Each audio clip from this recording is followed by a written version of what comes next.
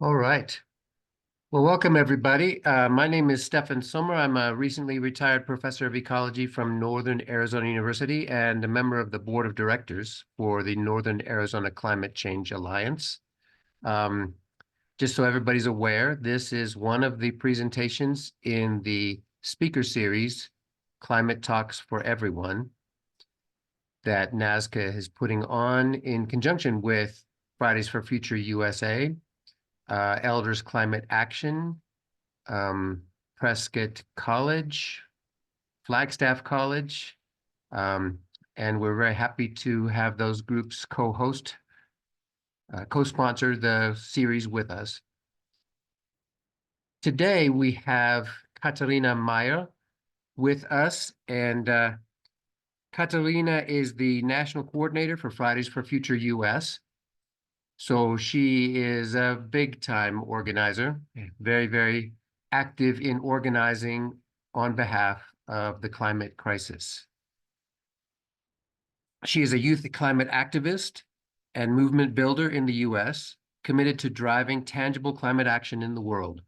Her journey has led her to develop a profound appreciation for the power of grassroots organizing, and she focuses on the crucial behind-the-scenes work required to create a just and livable future for all.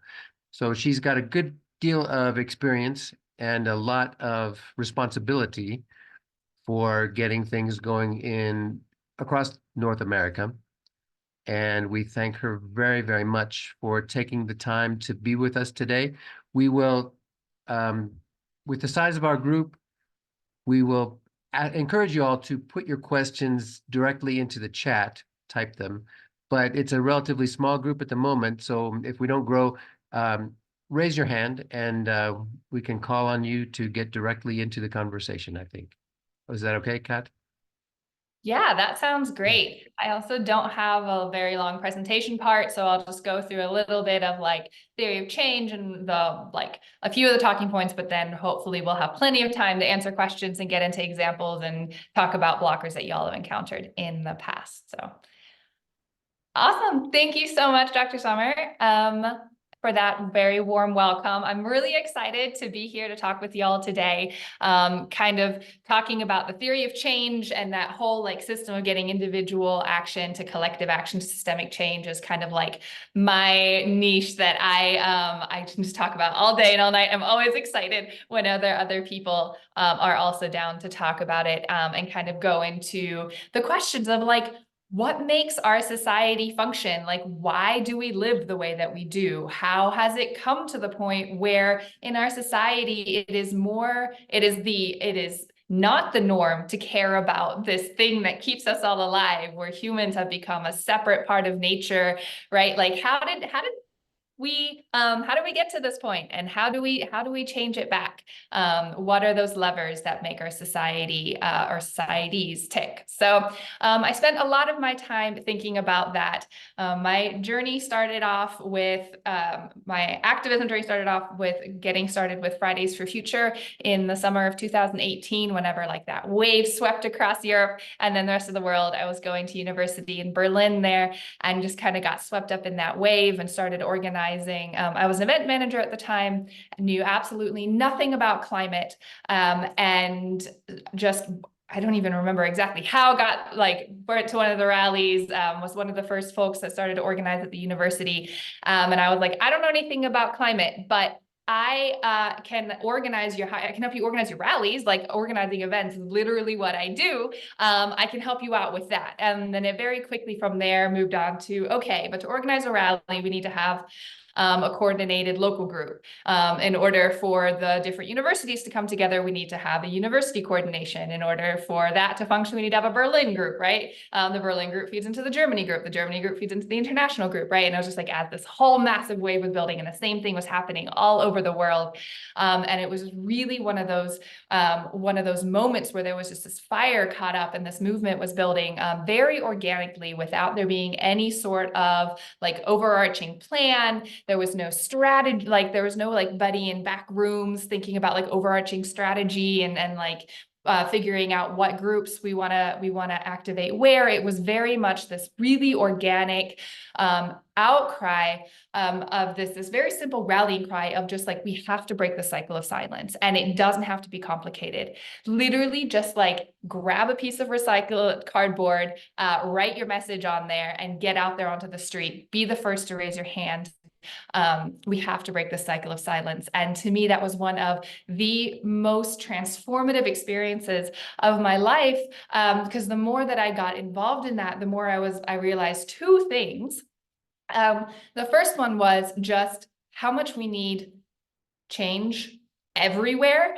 And that, like, so oftentimes whenever you say I'm an activist, or there's like a climate movement, right? I never, if somebody would have said, hey, do you want to be a climate activist? I would have been like, hey, I don't know.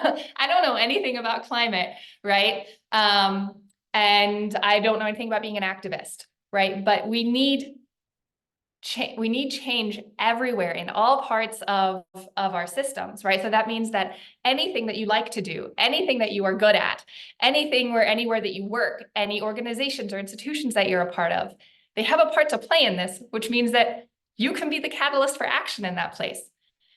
Right? Everything is needed, from the people that are like those people that are the first people that you think of, that hold the banner, that do the shouting, all the way to people who make sure that they can stand there, that draw the banner, that make the graphics, that do the data entry into the spreadsheets, that send the emails, that code the websites, right? The ones that understand where those levers are that change society. Who are we calling out? We can't just stand on the street and shout, climate change is coming, which is where the movement started, right? But really, like, it needs all of those. It needs every skill set in every location from everybody around the world.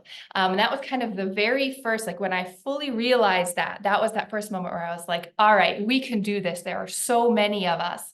Because so oftentimes whenever one person raises their hand and is like, does anybody else want to like work on this thing? Like, climate seems to be a pretty big deal and not too many people are talking about it. Like, I don't have any answers either, but I'm gonna be over here, and anybody else who wants to come work on this thing with me and figure out what's going on, meet you over there, right? And that's oftentimes all that it takes to move from a bunch of different people who are worried about this big climate thing, or don't understand and may have like heard inklings about it or whatever it is, or know about it and don't know how to take action, right? That's oftentimes all that it takes for those people to come together, and then for us to realize that there are actually a lot of us out there that care about it. But it is this very intentional cycle of silence that the industry has built around making us feel divided and alone and powerless and not even a cog in the machine, because if whether I do something, who cares? It's not even a drop in the bucket, right? And that is so intentional. And what's also intentional is the fact that, and this is the second thing that I realized, I was going to university in Germany after I've grown up in the US. Those are arguably some of the best education systems that exist around the world. I was at university, knew nothing about climate. How is that possible? Why? How is it that I, was studying business and like about how all these cogs in the machine, and it was all just money and economics and figuring out, right, like how to maximize GDP, and there was nothing about human happiness or about the impacts and the extrinsic impacts, and like how we value what we value is just so far off from reality. And it was really that also, like, figuring out that is also so intentional and something that we as people have to basically take on ourselves, because the institutions are oftentimes, by now, I personally call it rigged, right? There's various different reasons why our education is the way that it is right now, but a lot of it is money and the fact that we have come to, as a society, value the wrong things, and our measurements of value are off. And so those two combined, being like, okay, we have to change this, like people have to know more about it, and also the experience that whenever they do want to act and change, they just need to know how, and that whenever there are those few people that raise their hand that are like, all right, y'all, I don't know either, but let's go figure it out over there, right? That is what catalyzes action and leads from that feeling of individual that leads from individual action to collective action, which then creates the systemic change that we need so that more people have the opportunities and are able to act individually, because there are a lot of cases in which I can't change things that I want to, or I don't even have the ability to, because I'm just struggling to survive, especially if I have a family or I have health issues because of the things that we're trying to change, right? So there's all these barriers for people to even take individual action. So those people who get it, those people who are in a position to need to act together in order to create systemic change, so that more people can act. And theoretically, in a perfect world, right, we'll at some point get to the point where none of that is needed and we have created a perfect system. I think there will always be more things to tackle. But in terms of climate change, I do think that there are very concrete ways in which our systems can change in a way that climate becomes not this specific consideration. It's not another checkbox. It's not an additional consideration that I have to have in all of my decision making. It is just an underlying norm. It is one of those base assumptions that just goes into my normal thinking whenever I make decisions about whether I'm harming others in the environment with whatever it is that I do, and why it is that if I feel like I can't make another choice, why that is, right? And just like for most people, whenever I think about whether I want to acquire an object, I think about how much I can pay for it, or all like how I get to it, if there's anybody, if I can wish for it for Christmas or whatever. For most people, the thought about just walking in and stealing that thing is not even an option that crosses their mind, right?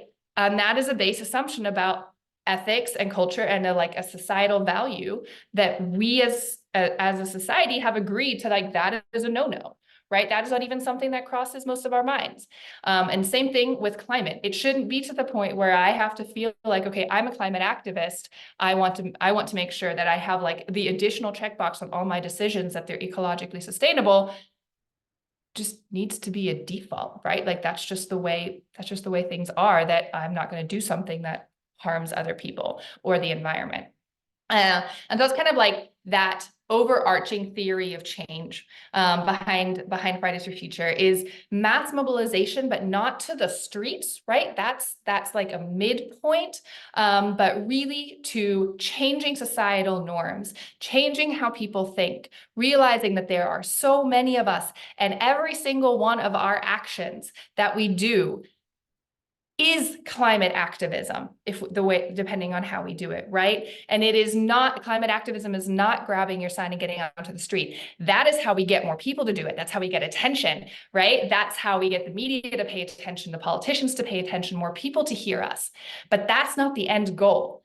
That is how we got climate to the point where it is unavoidable. It is on every ballot. It is part of every corporate decision now has some sort of ESG thing behind it, right? It is completely unavoidable now.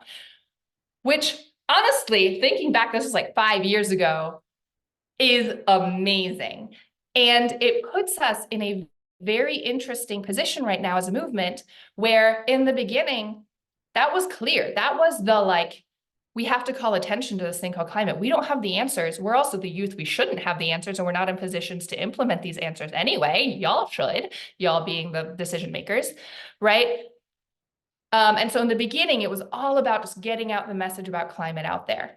And now we're in this really amazing, difficult position where we call for another global climate strike, and people are like, oh yeah, another one. Yeah, no, I'm not even gonna write about that anymore, right? Where it's just like,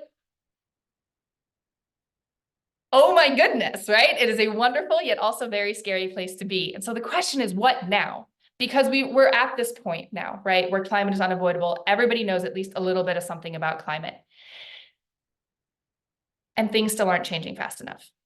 There's not enough people taking action. The politicians are still spewing empty promises. The corporations are still greenwashing. The corporations are still trying to get everybody to stay in their little individual corners and not talk, right? They're still not taking real climate action.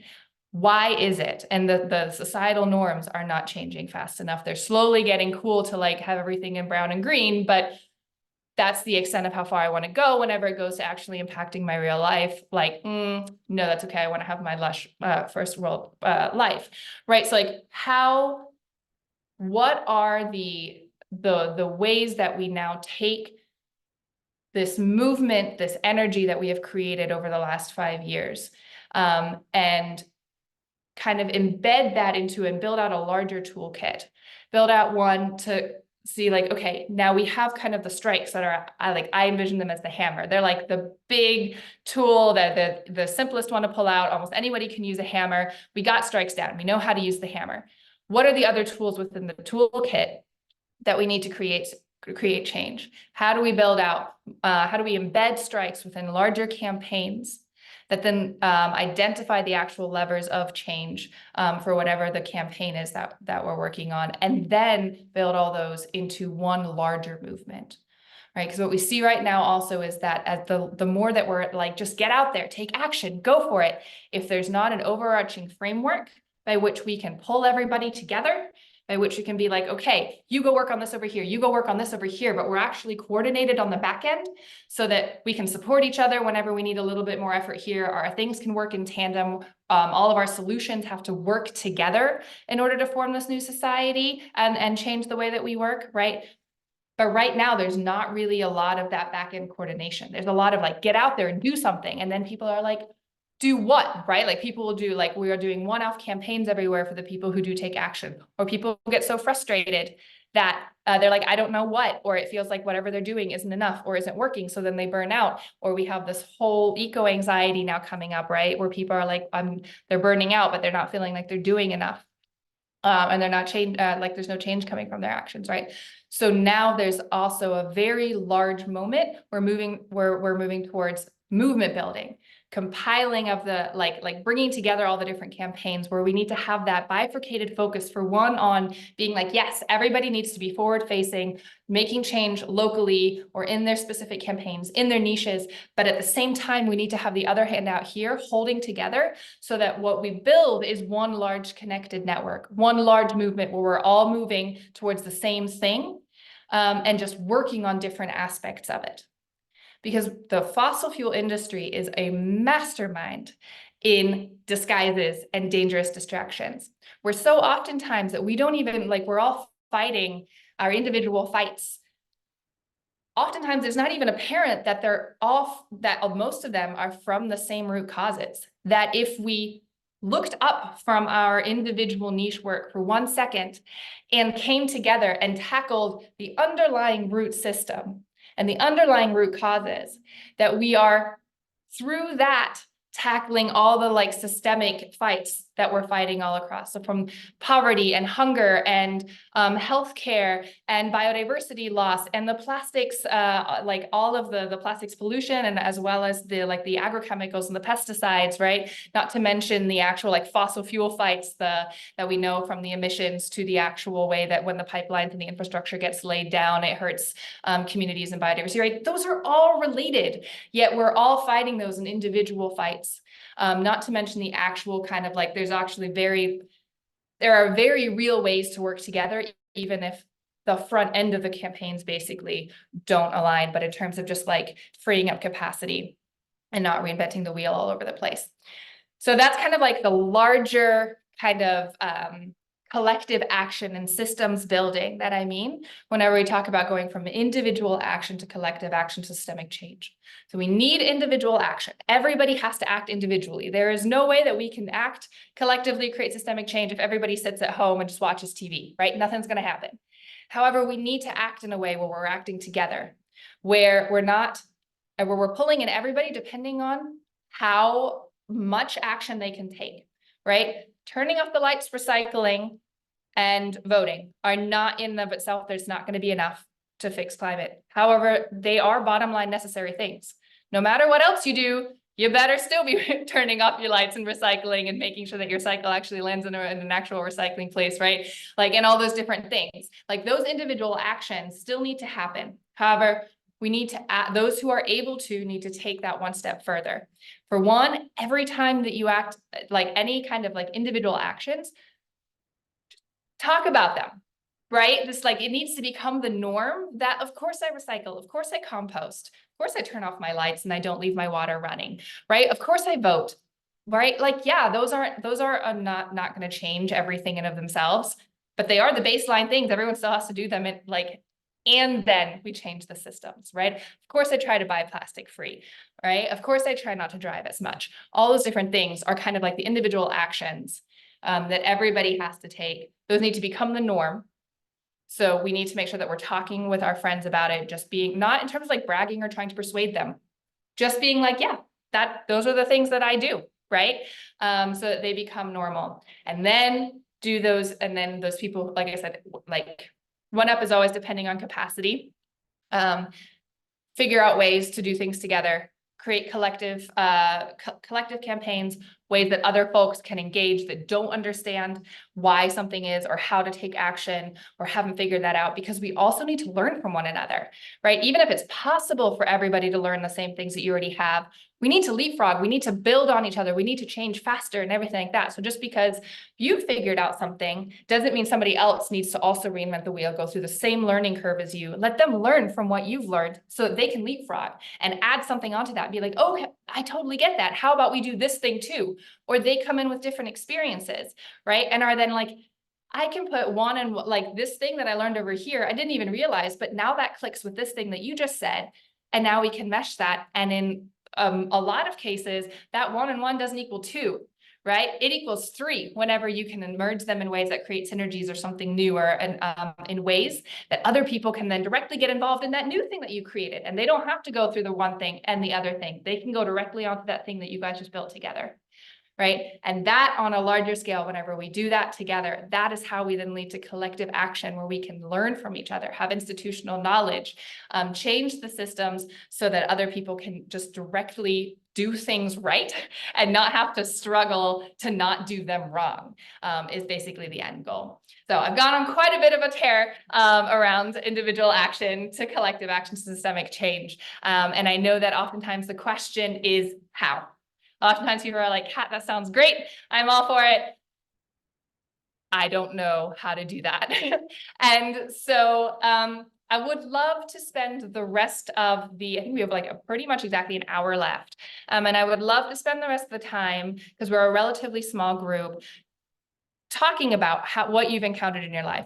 Because what I found is that I can give a lot of examples, and we can go in and talk about abstract theory, but anything that I like, anything is still going to have a level of abstraction to it. So if y'all are comfortable with it, and I don't know whether we still want to record this part or whether that makes people feel uncomfortable, I'm totally down to keep recording, but that's up to y'all, is that I stop talking for like 2 seconds and hear from you all what you've encountered, whether what I've said resonates with your own theory of change, and kind of where you've had either successes, that would be great. Those are always good to share, where you've encountered scenarios where that's worked well, and where you see blockers in taking your own action, either starting it or moving it up a level, basically.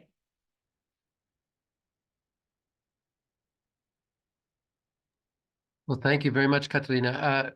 So I guess everybody unmute and bring forward your questions or comments. Please do share all your experiences that relate to what Katharina was just laying out for us. I think we all have those kinds of experiences to share. So please feel free to jump in. Really quick, but just to get to this point, in terms of broadening the movement and connecting, right, global, national to local, how do we as like a regional and local organization stay involved with perhaps it's FFF or other organizations so that we can play a part in that depending on our capacity? Thanks. Yeah, totally. Love that question. Very important. So there's various different, like, depending on what your perspective are on how you like slice and dice, right? So there's the local to national kind of dynamic that you mentioned, as well as, like, for instance, especially within Fridays for Future groups, what we get a lot is that dynamic between youth and elders. And those are very important dynamics that are important to not see as an either or, right? So for instance, I'll start with the youth versus elders one, where we are very specifically a youth-led network. We are not a youth network, because it takes, as I was saying, it takes everybody, and especially with youth, and especially the younger the youth, it's actually all the more important that we have those elders that we're able to learn from, and that are able to rely on, and that are able to take on a lot of the the more, say, like capacity intense day-to-day things, or the logistics and the administrative things, and the bringing in their connections and a lot of the access to resources and tools that they have, so that the youth are able to leapfrog off of those learnings, kind of take what's applicable and what's worked and what hasn't, and what we want to retry, but especially so that they're very concretely freed up to do that type of thinking.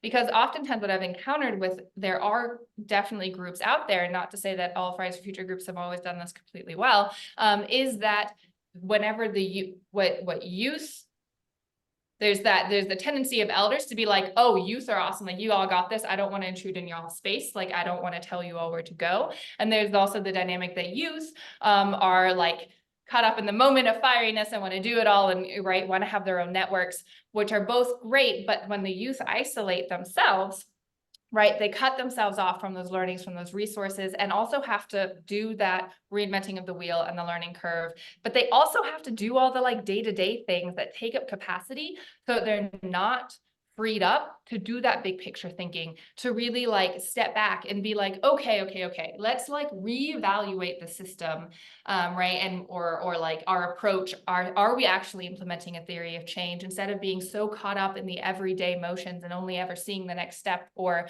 being caught up in doing of the the next step, basically, the more people that are there, especially ones who understand, who are willing to kind of be the first follower, basically, the more important. Because one of the things that that I heard somebody say the other day that just really hit me, that I'm like, yes, is that they said leaders are oftentimes not the people who lead, they are the first to follow. And I was like, yes, because we have such a fractured movement where everybody wants to have their next organization. They want to be the next person to they want to be the person to hold the bullhorn in front of the thing. They want to be the person to lead the organization. And so often what we need is just that first person to be like, hey, that idea, that's a great idea. I'm gonna get behind this person right here. Come on, let's all make this thing happen.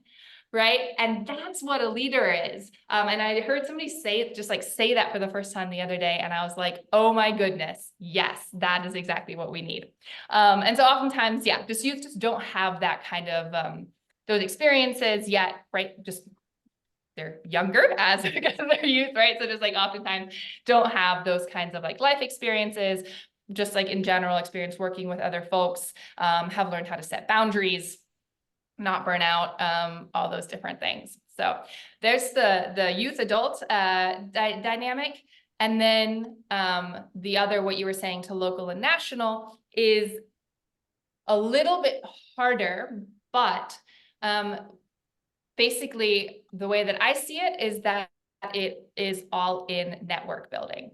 And that is in being part of coalitions and other groups that are aligned with the same, I call them fights. So that doesn't mean that to stretch yourself thin and to be in all the different places. Because what I'm seeing quite a bit in all the different networks that I'm in is that they come together basically just to exchange information, which means that now everyone is expected to be at a multiple of all the different events. Everyone's expected to sign everyone else's sign-on letter, come to their rally, join the next call, all these different things where we're not working together to have the same amount or actually less actions, but that we do together. We are just all still doing it, but expecting everybody else to show up to ours. So we're all just increasing the work of each other, basically. And so one of the things that I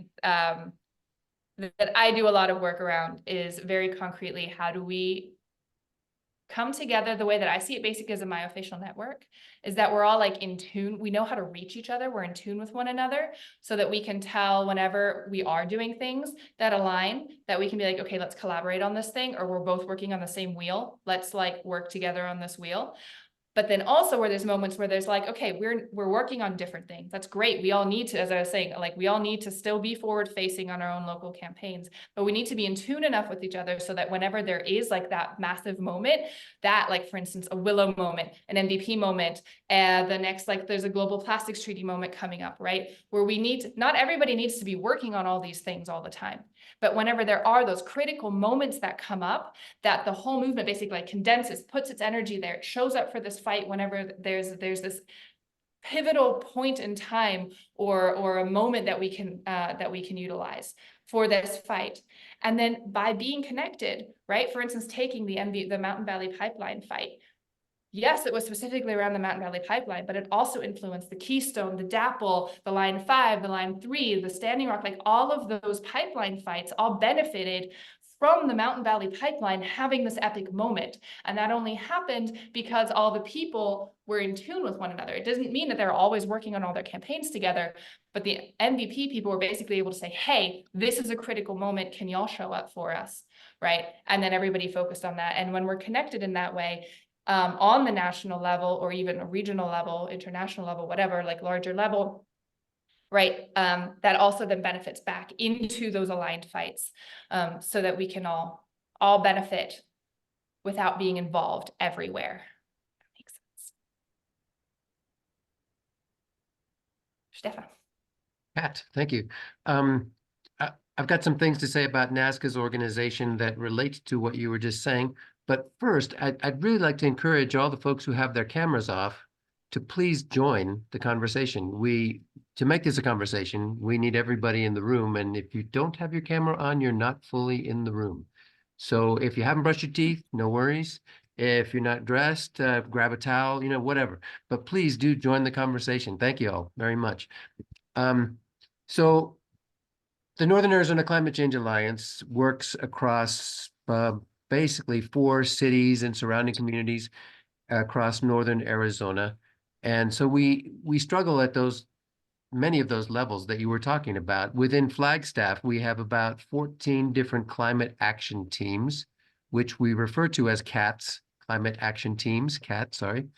And so they work on different elements of carbon footprint for Flagstaff. There's the Fleet Electrification Now, CAT, which is trying to push the city, the county, Northern Arizona University, Flagstaff Unified School Districts, and Mountain Line Bus System to electrify their fleets more rapidly than they're doing. We've got the City Council Watch climate action team that pushes the City Council to implement and put forth policies that will support the city's goal of reaching net zero by 2030, which was something that we pushed the city to do several years ago. And, and all of these different efforts, the Green Burial CAT, the Ped and Pedal, that is the bike CAT, we all, at some point or another, we overlap with each other. And so by having weekly meetings where we tell each other what each group is doing, we can coordinate our efforts. So, if one issue is up for the bike CAT at City Council, and they're going to present, and then the Clean Health CAT, which was a climate action team that fought $1 billion development out on the edge of Flagstaff successfully this last spring and summer.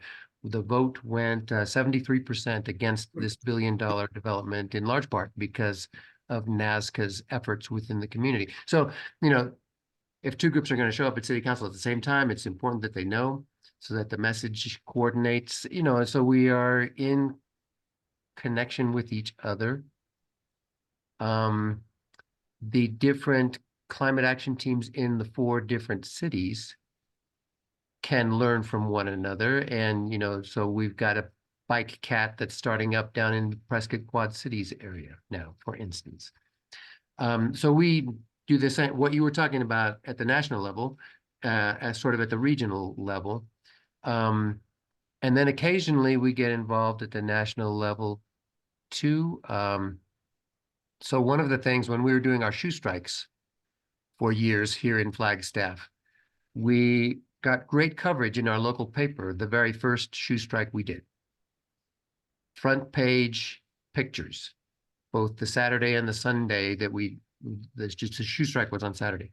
But then thereafter, they ignored our press releases again and again and again. And we also realized that they were not publishing enough on climate change.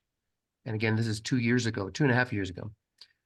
So we started a campaign which we called March Media Madness, playing on March Madness, which is a big slogan themed thing about basketball here in the United States. So we changed the name to March Media Madness, and it actually went national and international as a campaign to write letters to the editor every day in the month of March, complaining about not enough coverage of climate change, and also emphasizing whatever local, regional, and global climate change issues were in people's minds.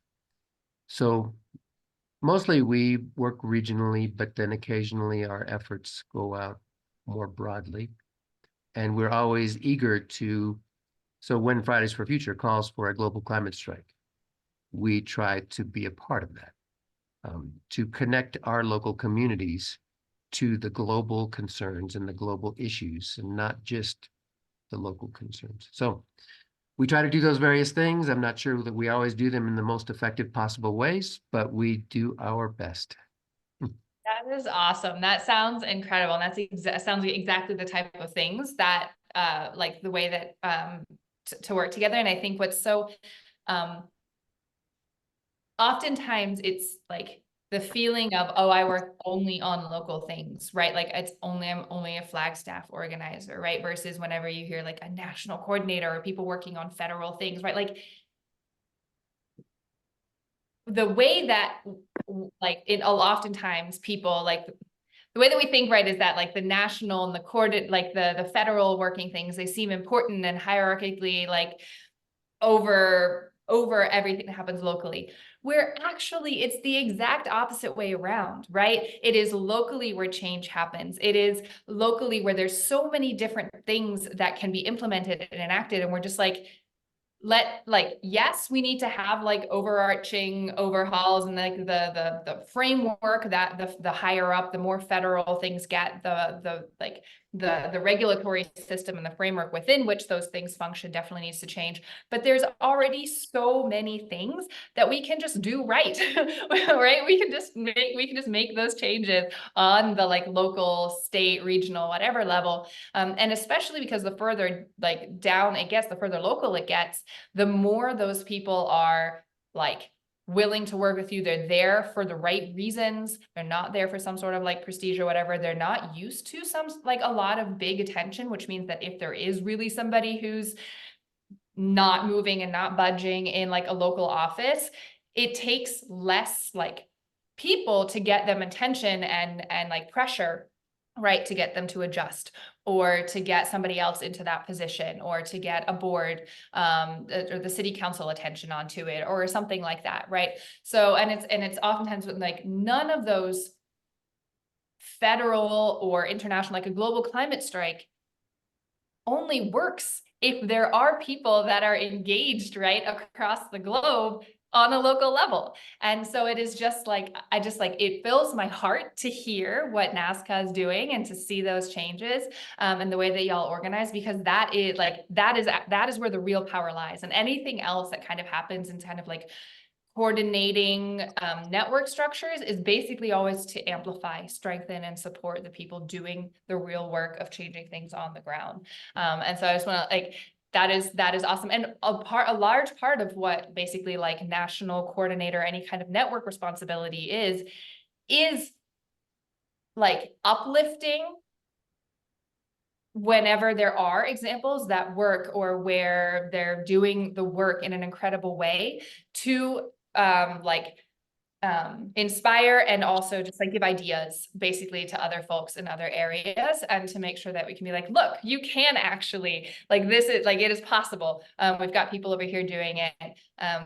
Let's, obviously each place is a little different, but let's see what learnings we can take from here and apply to there. That's a lot of like the coordination effort. So a lot of the like love to see to help kind of flip the narrative that we have in our heads kind of automatically, and that the local is where the actual change happens, and all the kind of like national coordinating is always in support of those things, and kind of like, yeah, flip that narrative in our head a little bit.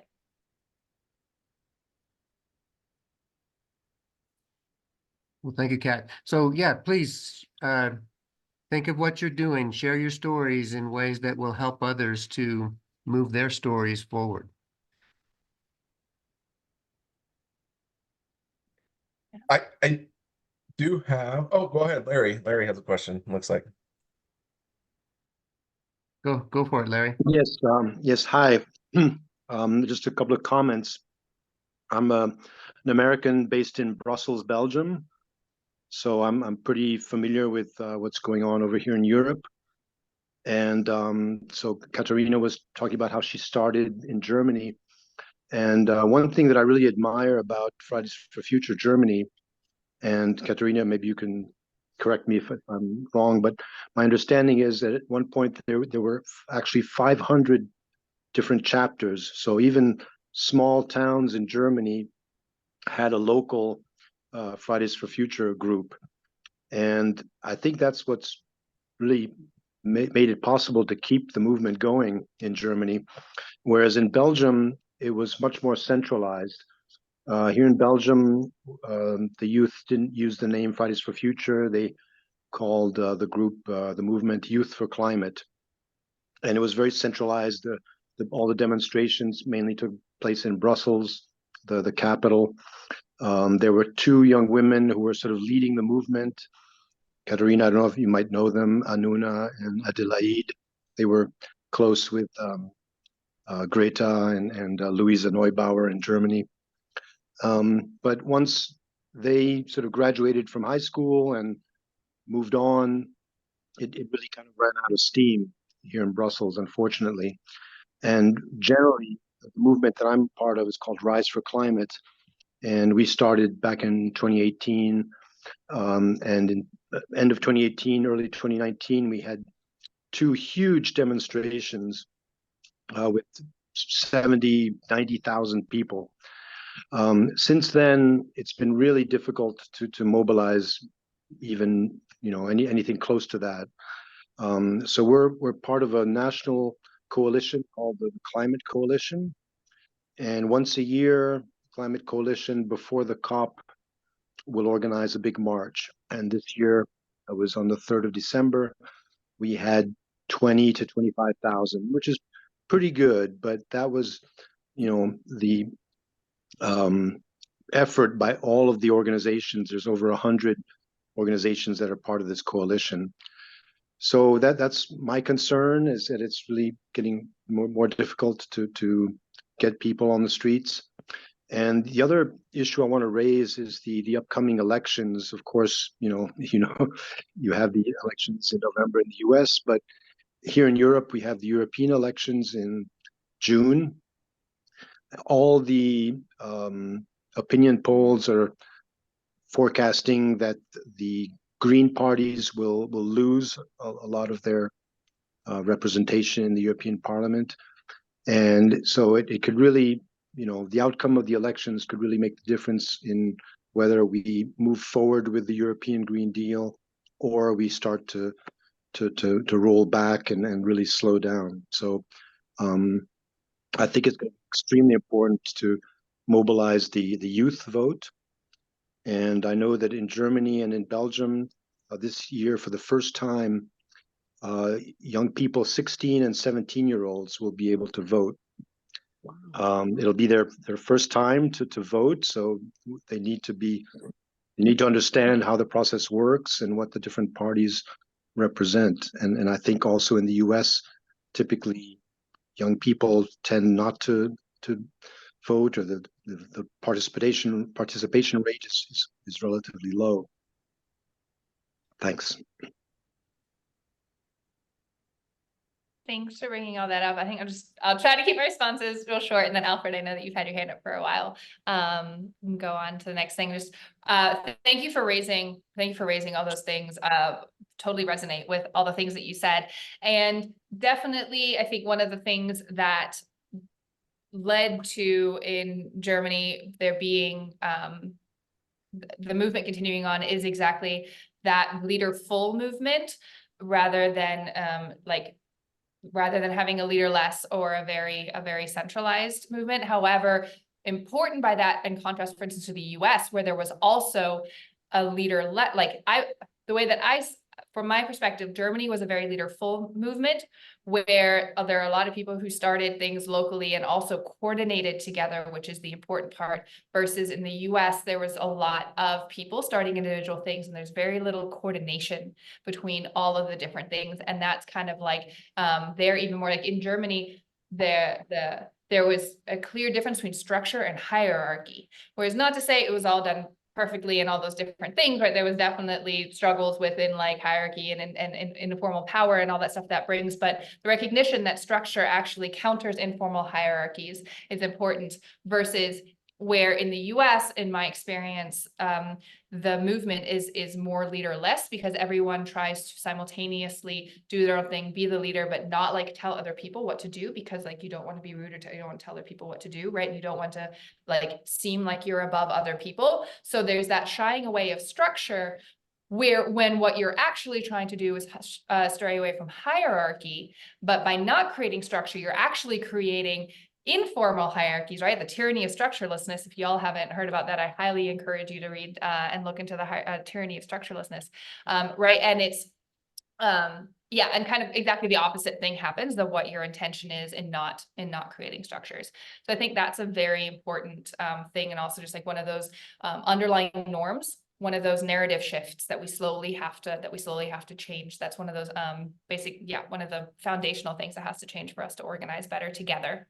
And then what you were saying about it being harder to mobilize people onto the streets, agreed. The September 2019 strikes are my activist highlight of my life. Like in Berlin, the police stopped counting us at 600,000 because they were like, we're gonna have to shut y'all down if we keep counting, but we don't have enough, like we physically cannot stop your demonstration. You are too many people, so we're gonna stop counting at 600,000 because like, we don't know what to do. And it was like an epic moment, right? And we were like, we are unstoppable. We're going to change the world. And then COVID, right? And it was just like the harshest stuff. I mean, all grassroots activism is cyclical, right? Like all movements go through highs and lows, but that really was just like a very artificial, unforeseen, forced downturn, right? Where there was not only a straying away from climate activism, there was also just a very large disengagement from society in general and things that other people turn to.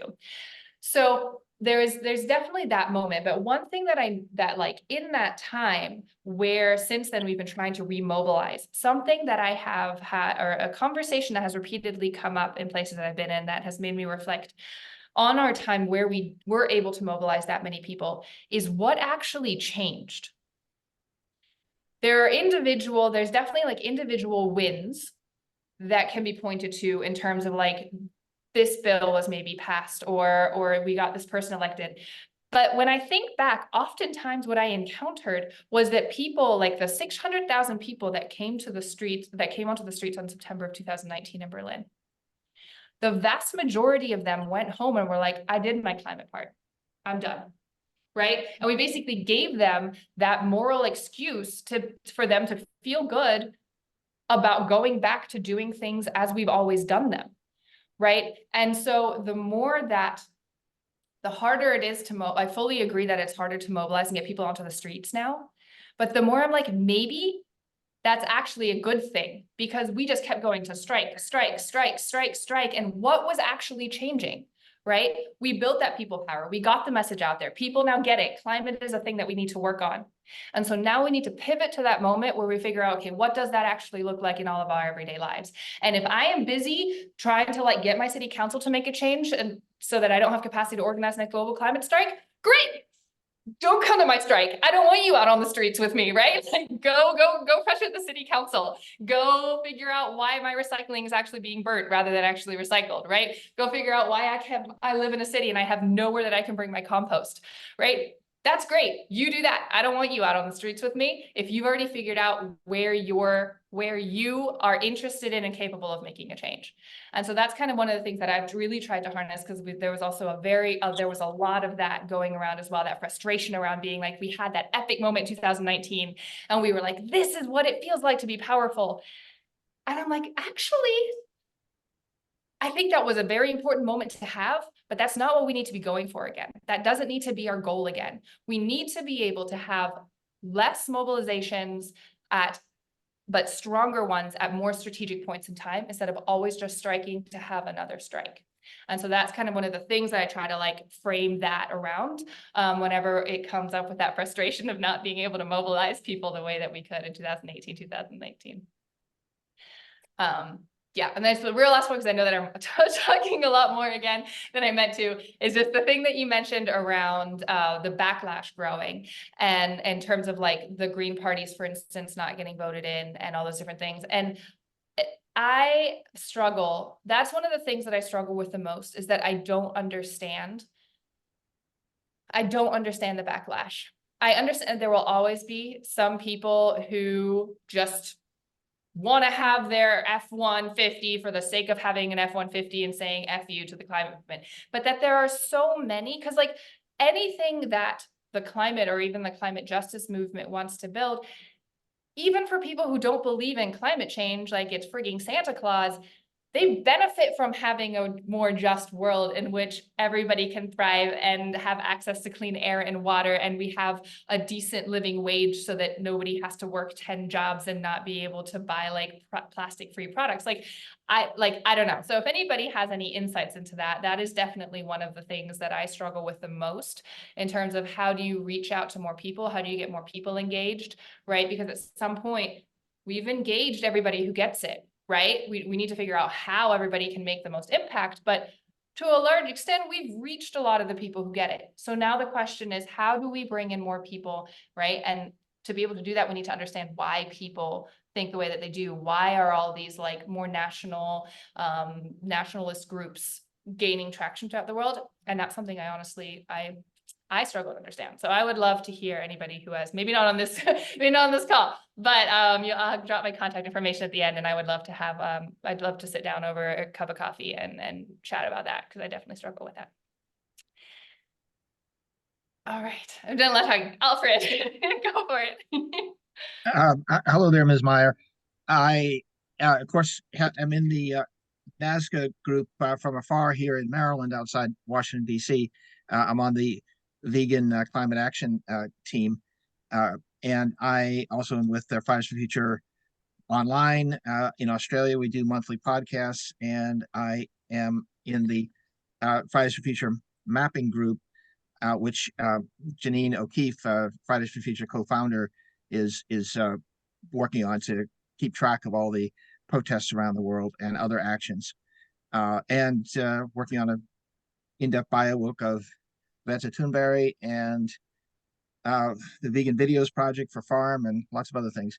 But anyway, I wanted to ask you one simple question first, and then a more complex question. The simple question is, I'm curious about your background map and what is the difference between the dark gray countries and the light gray countries? and then I have a second question. You know what? That is a great question. I have absolutely no idea. I have never contemplated that, but I will, after this call, it is something that I will now, I will now ponder over. Thank you. Okay. Yeah, because I know that there are active Fridays for Future groups in some of the light gray countries. Anyway, just wanted to ask about that. My second and other question is, given that the simplest, easiest, most effective step that most people can take to address the #1 climate crisis, which should be, as Greta has said, should be dominating newspapers and newscasts every day, and is mostly ignored by U.S. corporate media, and rarely even makes a front page, and never, in my experience, the top of a nightly newscast. But the #1 thing that they can do is to go vegan, and of course, Fridays for Future co-founder Greta Thunberg is vegan, and So it is kind of puzzling as to why this is not catching on as rapidly as it should be.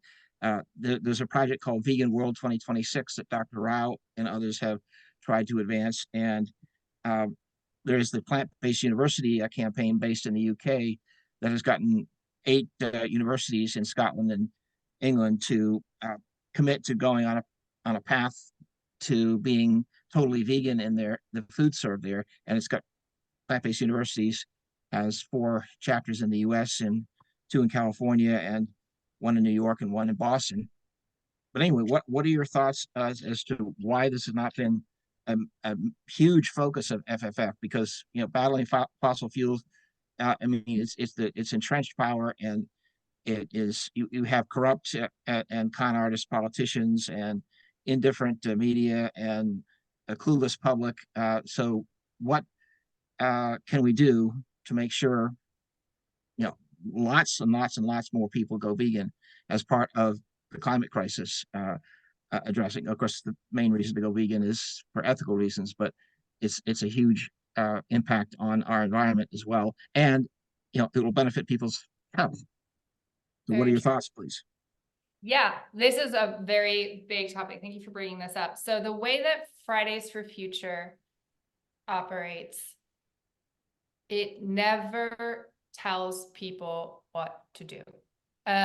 We create containers in which people can get educated and inspired to take whatever actions are accessible to them.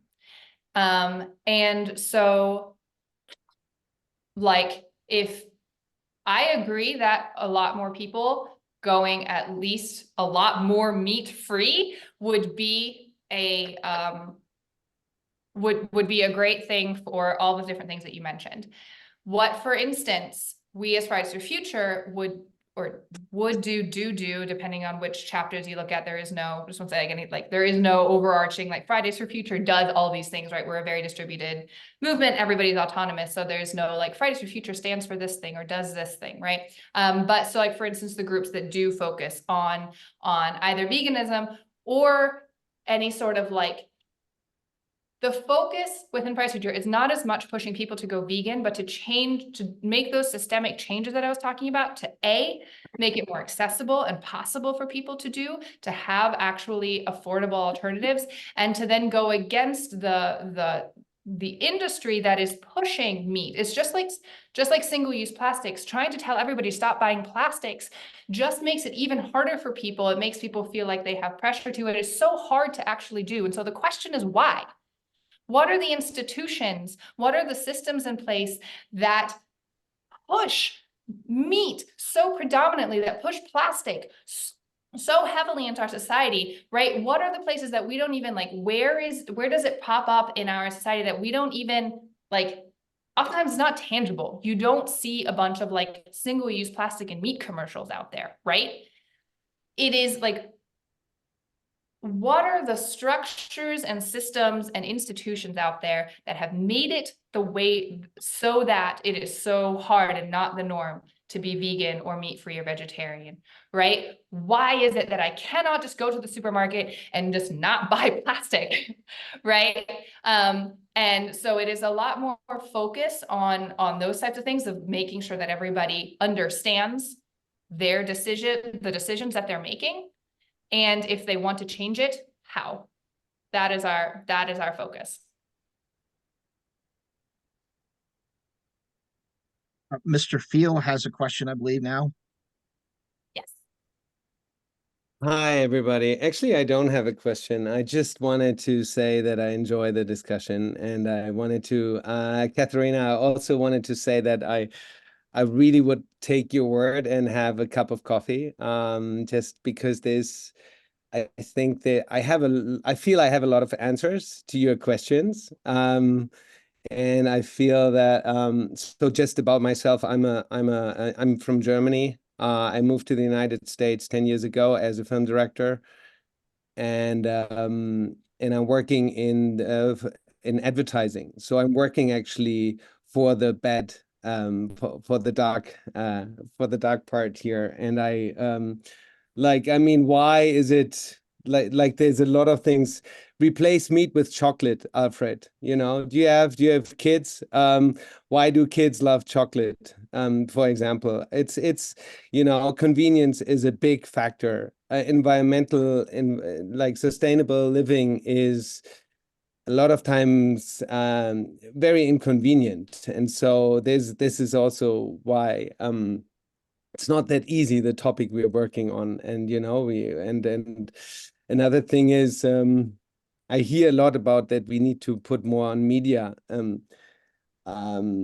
Media is to always read bad news on the media, how bad it is also, I mean, that's what media is about. And that's how and I say knowingly, we make money with media because we sell convenience to in an inconvenient world, in a world without with so much insecurity, with so much problems going on right now, more than before COVID. And there was the time, and that was the good timing for Fridays for Future, because there was no Ukraine war, there was no Israel, there was no inflation, there was no recession, there was no it was a good timing. And then COVID hit, which was a huge problem, and then other problems just got more important. And that's also why the parties now why this green thing is a little bit less in our priority list, because we are so egoistic, and we don't feel this problem is not right in front of us. Our anxiety is much more important with problems that are like, how do I pay rent? How do I lose my job? Do I, like, the daily stuff? And that's why a lot of why our life gets so hard. And our life, I mean, now the people in this group.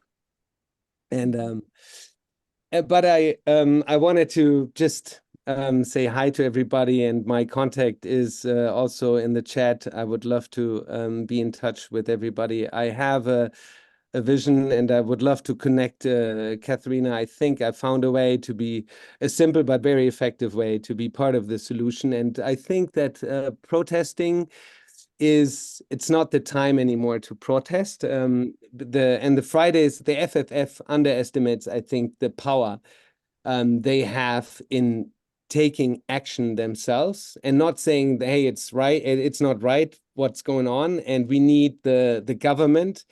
I think the power, and that is something I can tell because of as a filmmaker, as an influencer, and as also working for advertising.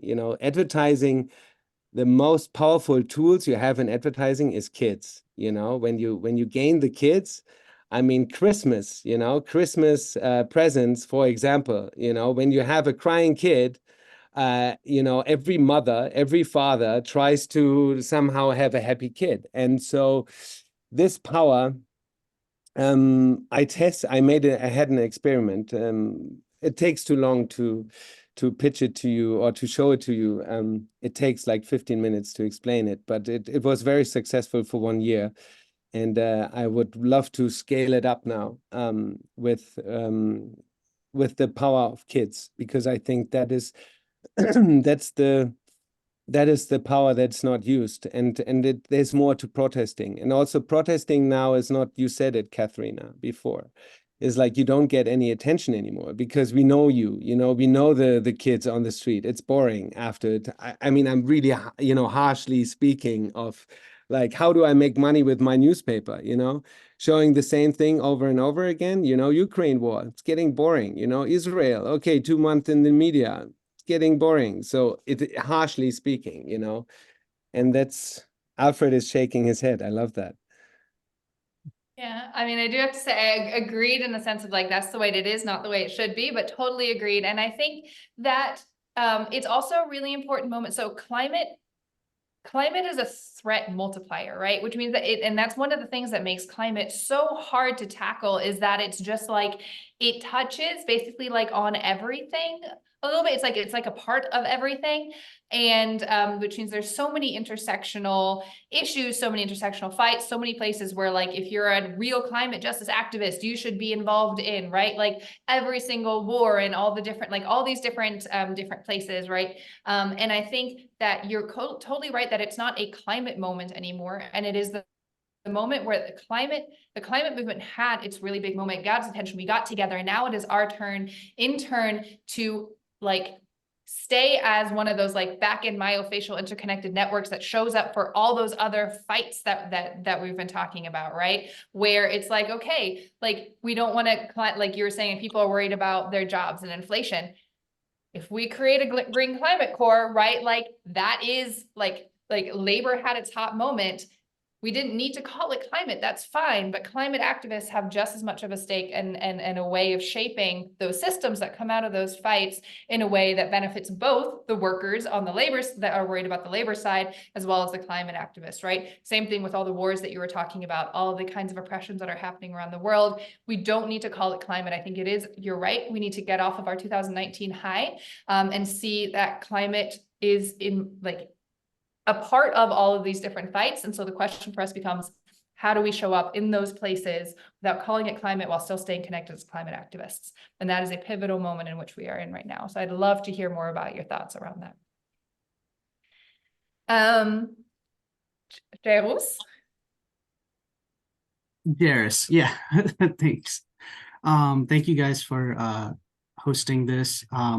Katharina, I believe you asked like in the beginning if we had examples of local stuff, so we're doing so. And I have a question to follow up with this. So I'm part of some local groups and movements, and one of them is called Save the Meadows. And it's basically there's a wild park that people use in the city that the city is planning to bulldoze over and put parking lots and artificial turf soccer fields and stuff like that. So this is a movement that's been around, I think, for a year or two since the project was announced. And so I'm helping out with that. And so when I think about this movement, it's not really, and when I think about Fridays for Future, it's not really climate related, but sort of adjacent, I feel, to the missions Fridays for Future has. So is there linking or making a connection between local movements and groups like this with Fridays for Future and their mission? Is that something that this organization does? Is there a thing where this movement can amplify these local efforts, or vice versa? Or is it more so like we were talking about, sort of climate, directly climate related things that would more so fit into that? So that's my example and question that I had. That is an awesome example. I'm glad to hear that y'all are on top of that. Yeah, that's just mind-boggling to me that we still knowing, like, humans know exactly what it is and they're doing, and like the repercussions of a project like that, and yet we still do it. Just, I don't know, boggles my mind. One of the things that I struggle to understand. But so to answer your question around so one of the things that I love about Fridays for Future, that is also one of the most challenging things, is that the answer is yes, definitely. Like if there is the opportunity to engage in that, like Fridays for Future local groups, like it's kind of up to whoever's in the area to pitch in. Like it's up to each local group to decide what projects they want to engage in, but that is definitely something that that Fridays for Future local groups would do and do in specific different places. And then that through, then like if a local group decides to do that, then the rest of the Fridays for Future US network, wherever and however possible, right, supports and amplifies, or like suggests to other groups to do, or something like that. So yeah, I think the answer is basically yes. The question is always how, but as such, theoretically, absolutely. Sounds like a very important project. Thank you. Beverly.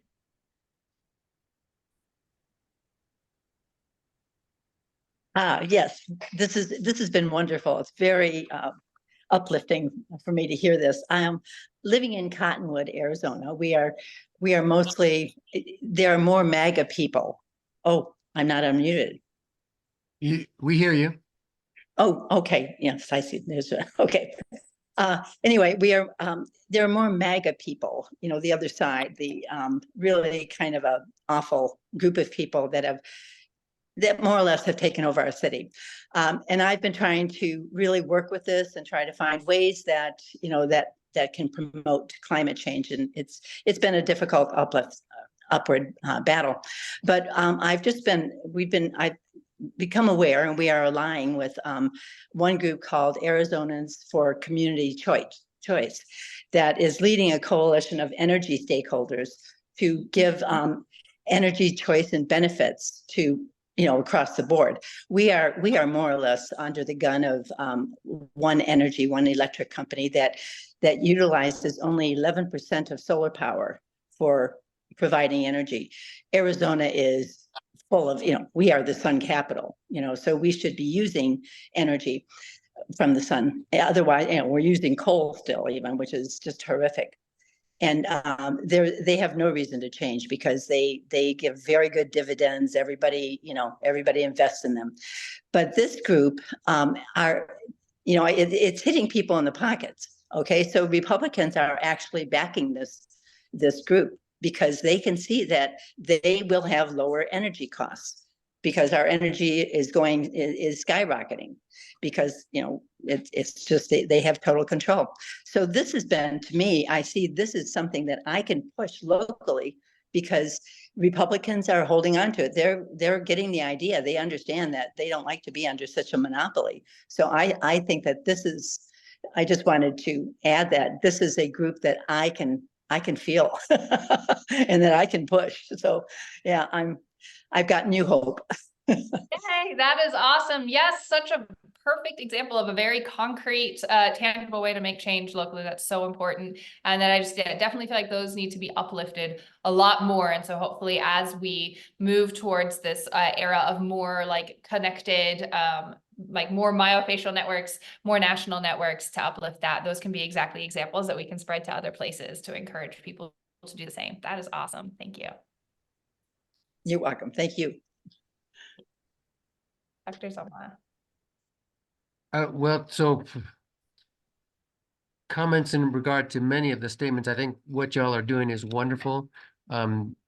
Jairus, the effort with the park is wonderful. Part of our fight against this billion-dollar development out on the edge of town was to save the 200 acres of forest that would have been clear cut. And that really resonated with the community in a big way because we are in the largest ponderosa pine forest here in northern Arizona. And we know that our forests are going out. So already you get up on a ridge and you can look across the forest and there are brown patches everywhere, not just along the highways anymore, but everywhere because the trees are dying. There's not enough water for them. And that makes it that much more fire prone as the trees dry and die. So all of these different issues are interrelated, and we need to, be directed in our messaging depending on what sorts of issues will bring people together at the moment. And at the same time, as you were saying, Kat, connect them to the climate crisis. Because, you get into their head with the save the forest thing, and then that's an opportunity to talk to them about climate. And we try to do that in a lot of different ways. We've got this speaker series where we try to reach out, but many of us here in this group, we are the choir. And so we also focus on reaching beyond the choir. And we have a column in the Daily Sun, our local newspaper here, called Spotlight on Climate, that addresses different topics about climate. And we have many of our climate scientists from NAU write these. I've probably written most of them and I edit them all, but they're different topics because each mindset out there has a different way of thinking about the world. And if you can connect with a particular mindset, and then once you're connected, talk about climate change, bring them forward. But you've got to make the connection first. So the Spotlight on Climate articles are all on a different topic in the hopes that across the various topics, we can connect with everybody bit by bit. You know, and Alex, you're in advertising, so you understand this as well. You need to make the connection in people's minds. And you mentioned that you were in advertising for fossil fuels. Is that did I understand that correctly? Give No, no. I never took a project. There's a fine line, you know, when you're in advertising, and it's also when you consume, you know, all of us, like we are not, you know, we are all not angels of harming our, I don't know if you have a CO like a zero carbon footprint, you know, like taxes, when you do the taxes per year, do you do your carbon footprint and then you see like, oh yeah, cool.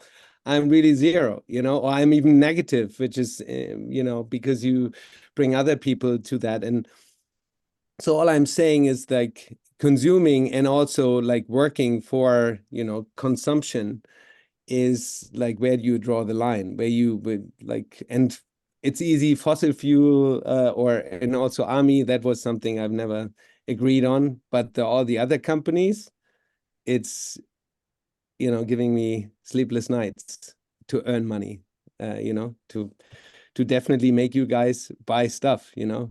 I see earpods you know, you're talking, you're using, but we also need stuff. So it's a really tricky thing, you know, and we also want to have, we need to make our life easier, our complicated lives. So we need help of products and services. And so we are all in the same boat. So that's why it's complicated. convenience sells, as you were saying.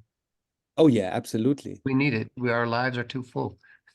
Yeah, but I tell you one thing, and also entertainment sells, and joy and fun, and so, and to always talk, you know, and especially you only protect things you love. And the kids, they grow up in a world where we always, you know, nature is always now like has a negative connotation in the media, because it's always like it's always negative in the media, and because of everybody gets more disconnected. I mean, when we count the time we are outside and really enjoy, you know, the nature, the clean air, the really value these things, and we compare the time with the time we spend behind our screens, behind our protesting and complaining that something's not right, this is out of balance. And that's why protecting, you know, things you love, you get to people to protect something when you make them feel it, you know. Greenpeace, for example, this was also, he was a guy, he was a journalist who started Greenpeace, and he was very clever because he started like, okay, there was you talked about the trees that are dying. Back then in when was it, 70s or 80s, there was a huge, with the solar rain and stuff, huge effect on trees, but the campaigning was not successful. So, but whales with blood, with dying animals, you know, emotions, much easier. People were donating for Greenpeace, and then they became big, you know. So campaigning, you have to be really clever how you campaign. I give you another example, just Coca-Cola. I don't know if you know that litterbug and littering, and you are littering. Have you heard of that? No? In the 50s? So the term litterbug, for example, Coca-Cola had these glass bottles, and actually there was this I have to remember how it was, but it was that in the 50s there was in Vermont, so there was a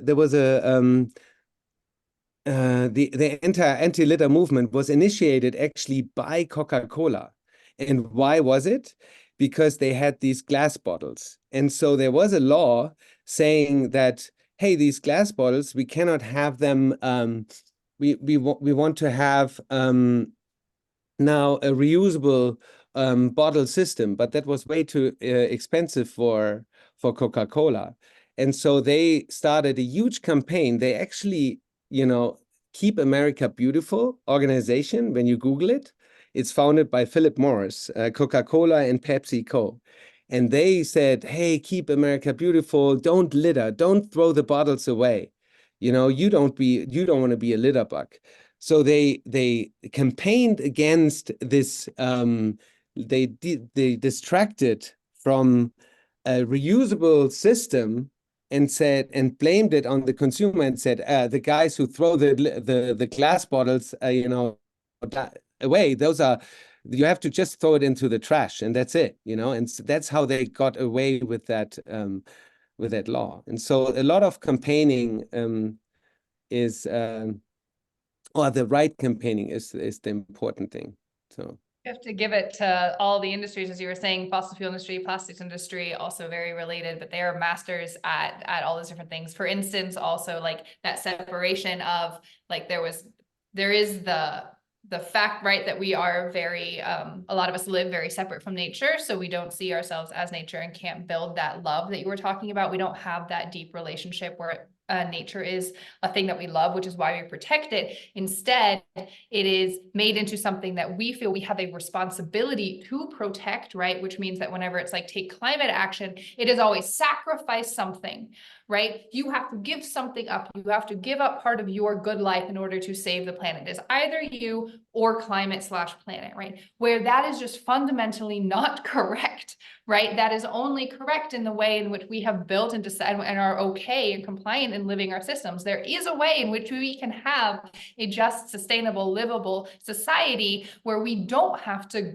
no one's going asking people to go back to the Stone Age and like give up your cars and all your electricity and everything like that, right? But that is the narrative that is spun. It is always you have to sacrifice your cushy life in order to save the planet. And I totally like love any sorts of campaigns and ideas that how we can like really break that narrative. About it's not all just like asking you to sacrifice everything that you have and stop eating all the things and consuming all the things. I think that there's always going to be elements of that, but as in all things in nature, it's all balance, right?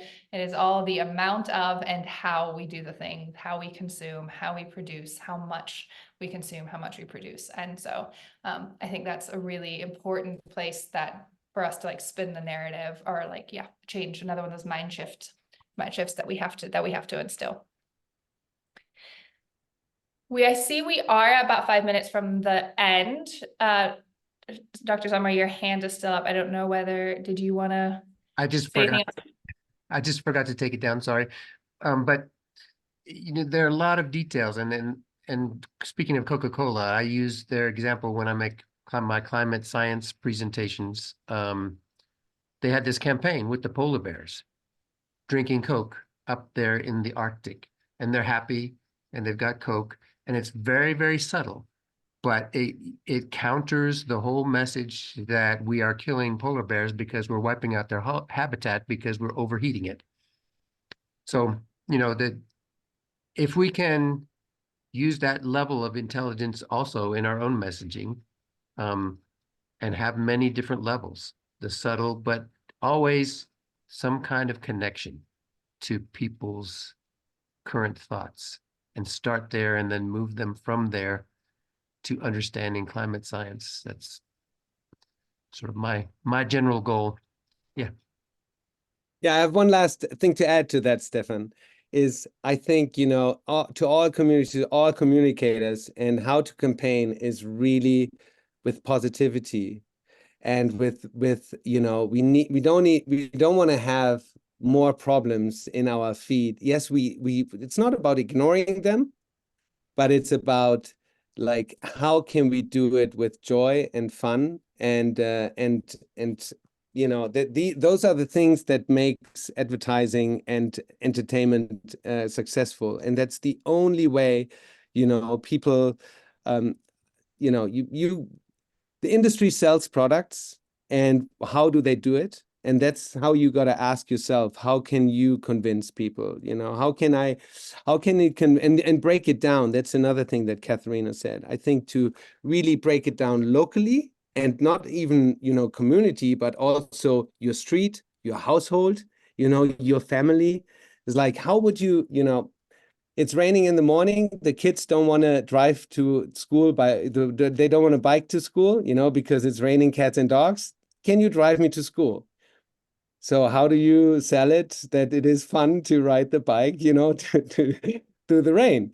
So it starts there, and then it gets to the bigger picture, because all these bigger questions are answered with the very small everyday action, actually. Oh, I love that with that. The big picture is answered through the small actions. I love that. I definitely agree. I think the only kind of like crux in that, right, is still to instill enough of a sense of urgency. We are running out of time. A lot of places, the time is already up. There is, no matter what we do now, even if we completely solve the climate crisis tomorrow, we have hit too many tipping points. There are entire island nations that will not exist anymore. Right. So it is, I totally agree. We cannot always just add more doom and dread, but we do also have to instill a sense of urgency and keep it real, that it's not just about doing better to be better people. There are very real consequences, and nobody is like climate consequenceless right now. Other places definitely have it worse than a lot of places in the US, but there's not a single person who is currently not affected by the climate crisis on this planet. And so I think, try and figure out how we get people to act with a sense of urgency, but as you were saying, bring in joy, and positivity to the movement, and bring in hope and keep people optimistic is a very crucial part as we go forward. Right, awesome. I don't know whether, Dr. Summer, you want to close us out, or whether there's anybody else who has any last words that they want to share in this wonderful, wonderful time together. Thank you all so much for having me. This is a highlight, definitely, of my weekend, and I'm love the fact that we could have this more as a conversation. So I appreciate you so much for pulling this together, especially Nazca, for coordinating the series. And appreciated the conversation that we had here today. Thank you so much for having me. Well, Kat, thank you so much. And as Kat mentioned, this is part of a series, and all of these presentations are recorded. So if you go to the website, nazca.org, you can see all the previous presentations that have been part of this series, as well as the upcoming ones. And we urge you all to join in again and again. Thank you all very, very much for being here, and hopefully see you at the next one.